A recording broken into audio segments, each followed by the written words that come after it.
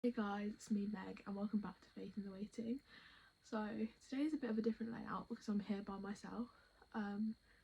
Usually I'm interviewing people and I'm in a series at the moment of interviewing different members of my church, and I kind of made this channel to be a platform where people can learn about the church and learn a bit more about Christianity alongside me, because I'm still quite new to it, and through interviewing other people there's so many different perspectives that I hadn't even thought of, and I'm learning so many things. So I find it really cool that I can learn things whilst providing content for you.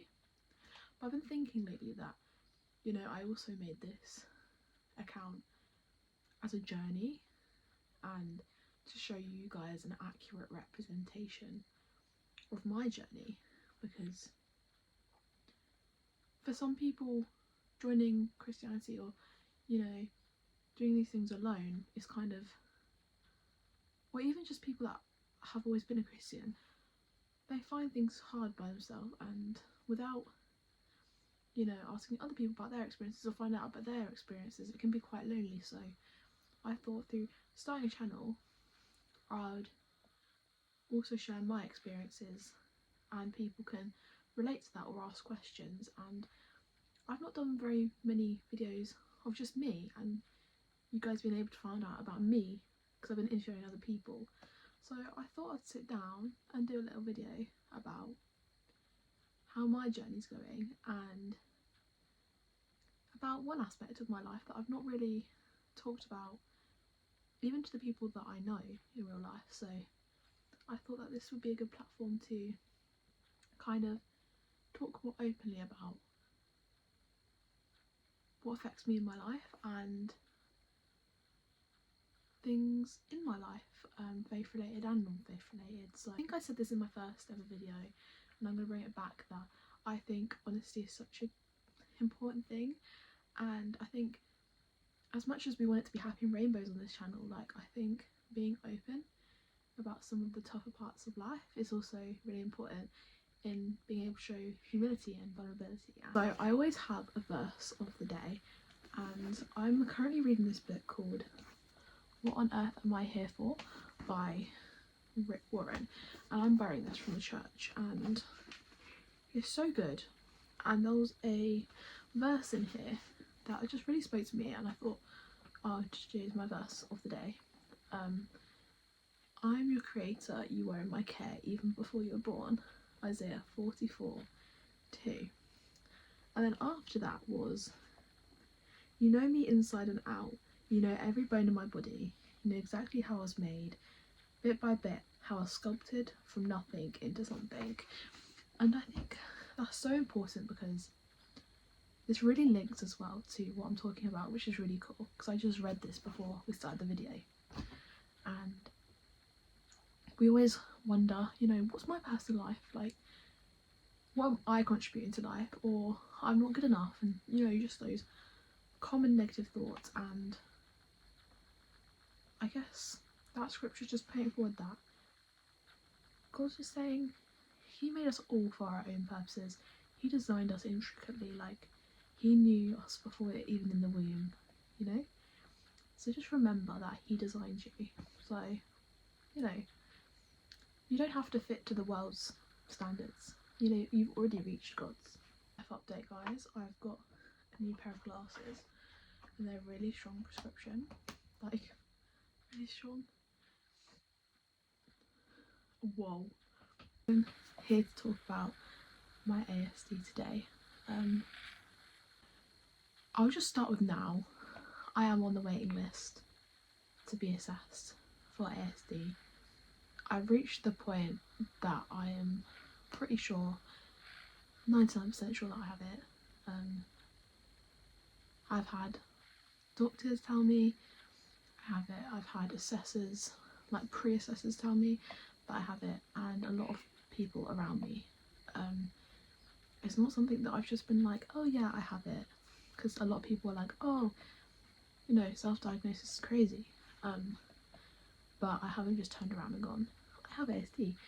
I went to the doctors, did a little assessment, mini assessment thing, like not the official one, and they were like, oh yeah, we're gonna move you to get assessed, and then they had to do like a pre-assessment to pass me into the real one, and they said we can't formally diagnose you here because you have to wait for the formal one, but we can tell you that you most likely have it, and I've been referred to some ASD support groups, so I am kind of accepting more that I most likely have it and accommodating myself in that way. So if I refer to myself as having it, it's not me trying to lie or anything, it's just from conversations with professionals, and I'm not in the position to get a formal diagnosis yet, but it is in the process, which I'll explain.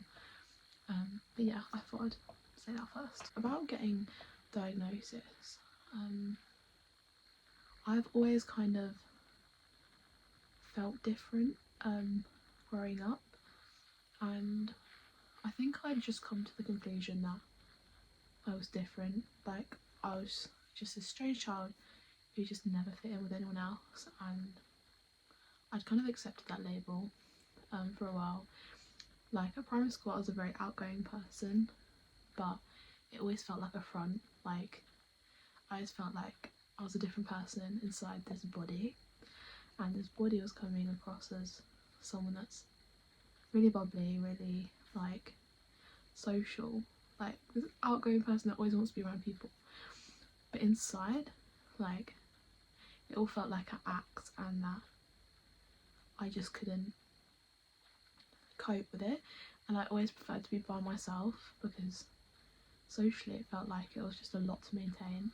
And as I got to secondary school, it got harder because it got bigger, and I have this thing where I struggle a lot with sensory overload. It's one of my main issues, where it's not even when it is too loud I freak out, but it's also little sounds. Like, it's hard to explain, but a lot of people will describe a chalk going by a chalkboard and it makes them just go, ooh. It's like that for me, but with with noise, generally. So, one example I use is growing up, my brother's bedroom's upstairs, and any little noise that happens upstairs, I spent countless nights just crying myself to sleep in childhood, and even now I still do it because I can just hear that noise, and I just go into the living room crying because I'm like, this is too much for me. But like, it hurts my brain, like it physically hurts me. It's not even like it just annoys me, like it hurts me and it just overloads me, and it causes me to like have this meltdown situation, and it's just things like that. And when I'm in groups, I always just feel like I'm an outsider, even if I've been socially accepted into that group, and people always reassure me like, oh, you're so welcome here. But throughout my childhood and growing up, and I've always ended up getting left out of the group because they have some sort of social rules that I just don't understand. And it's hard because I try my best, like I always try so hard to fit in the group, but I just don't get the rules. I just don't get it. It just doesn't work. So that's been an issue growing up, and it's really hard because it really knocks my self-worth, as my feelings of self-worth, because I always feel like, oh, like I'm not good enough for these people, because I just can't seem to maintain friendships that well. And it's a shame because I really care about people.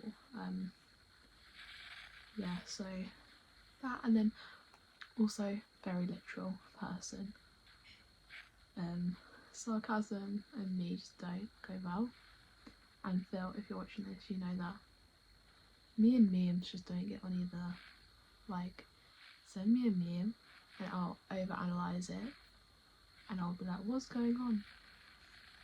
When they're just meant to be humorous, and it's just caused so many arguments growing up that someone will say something that's meant to be a joke to me and I just take it so deeply and get offended by it, or I won't get a joke and people just get annoyed because they've had to explain it to me 10 times. Yeah. Or even misreading people's facial expressions. Like, people will literally smile at me and I'll be like, you're mad at me because look your face.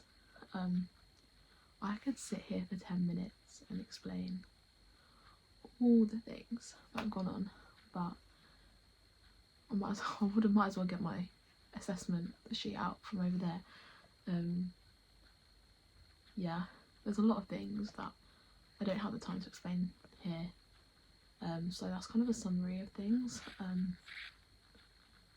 It's not everything, there's a lot more things. I'm not just going to the doctor because I've had those things, because I know that they're also symptoms of other things, but they're the things that I feel able to explain on here.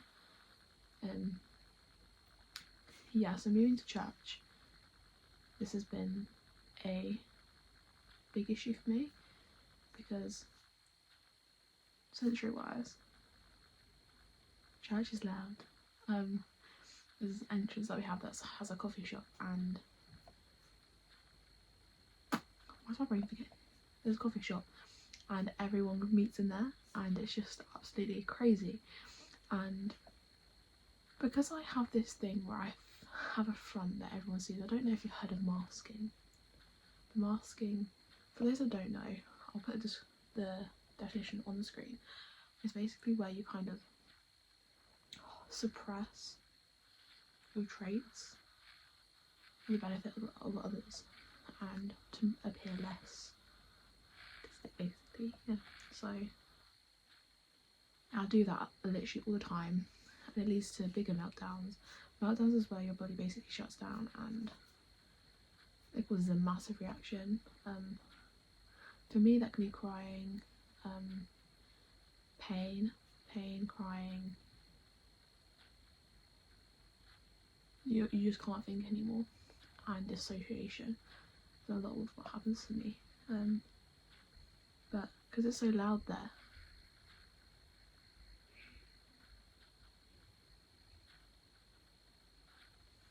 like, it just causes my brain.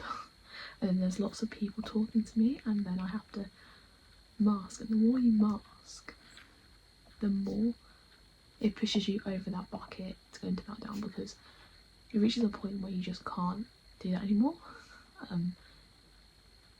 Like, you can mask for some amount of time, then after that it just breaks down, and people can see that. Like, I'll just start crying out of nowhere, and for me that's not nowhere because I've been feeling like that for hours, but it just comes out. Or like my speech with others will not be coherent, or I'll just be randomly stimming. Like, I have this thing where I do this all the time. I'm not just stretching, but like I do this a lot, or things with my arms, and I try and hide that, but sometimes at church when it's too much, like, I'll just be there like I'm doing some sort of groovy dance.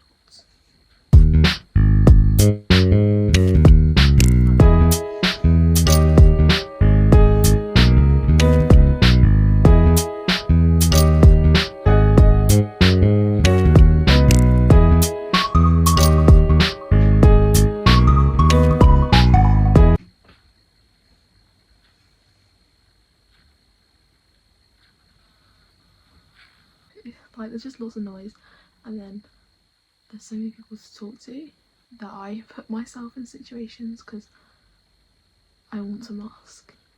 Well, I don't want to mask, but it's something I've conditioned myself to do, and I just do it unconsciously.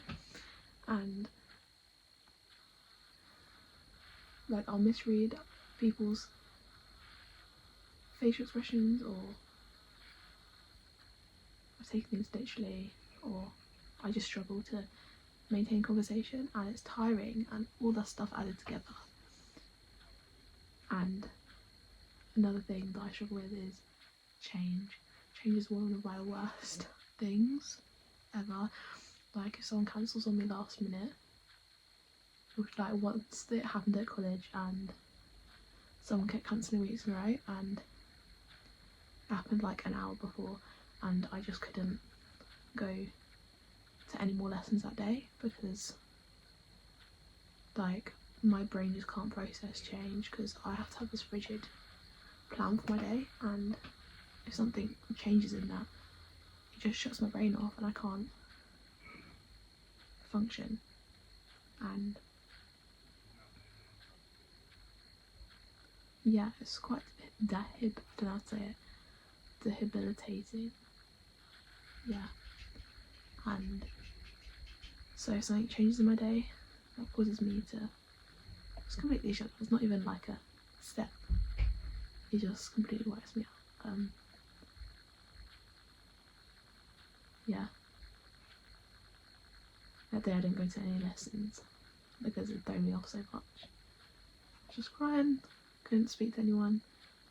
So it's the opposite, which is shut down, where my mind will just shut off from everyone, and I'm usually this like really person, well appeared to be, and then shut down, so I just can't talk to people, like can't communicate my needs, and everything shuts off. Like it happened once, and I was just laid a few weeks ago. I was just laid in my bed, didn't go to work, didn't go to anything because I completely shut down from the exhaustion of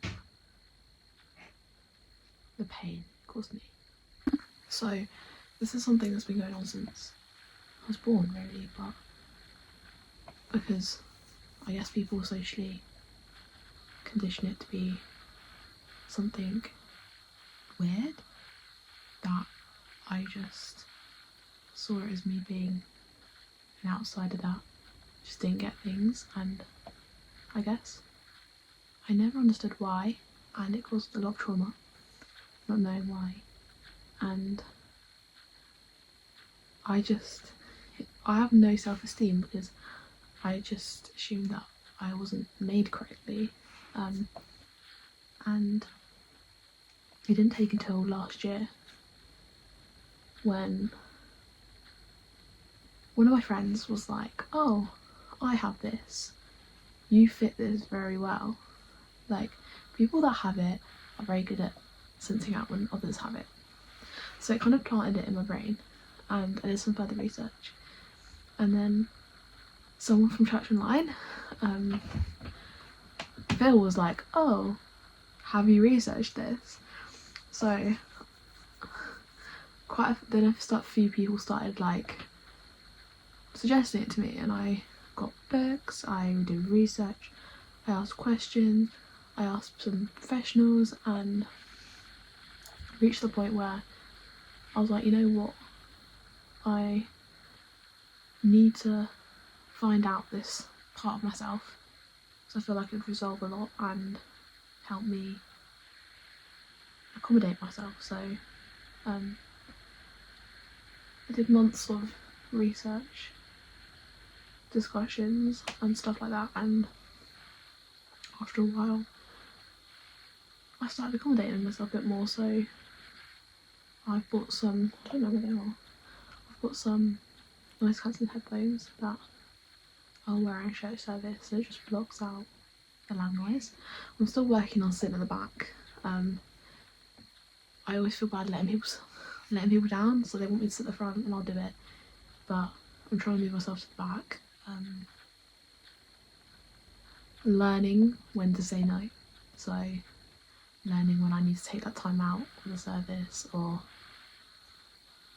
when I need to just have some me time, rather than going to every event that I can possibly go to just because I want to be involved, rather than listening to my needs. I have earplugs, which I haven't used recently, but they're very helpful.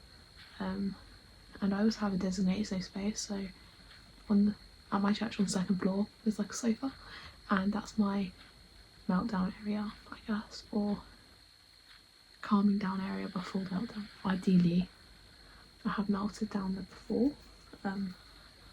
Again, shout out to Phil who had to deal with that one, and Kira, but ideally go there before so I can just sit there in silence.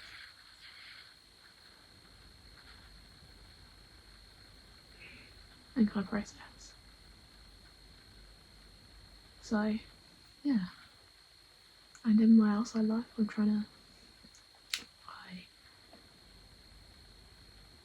trying to help myself as much as I can, and making this video is a step in that, because it's me talking openly about a lot of stuff that I've been scared to. It makes me feel vulnerable telling you guys, because I don't want people's perceptions of me to change, but this is me being as honest as I can at the moment, and this is a step in accommodating me.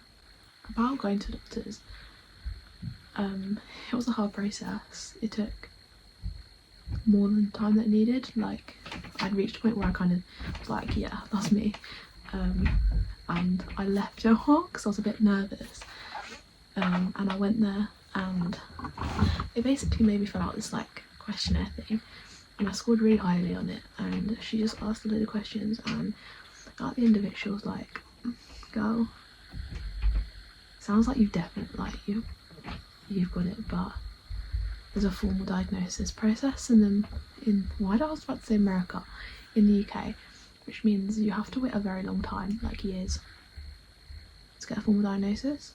But to me, like, even having this medical professional tell me that she thought I had it was a big step, because I was gaslighting myself into thinking that I was just overreacting, or, you know, placing labels on myself that weren't.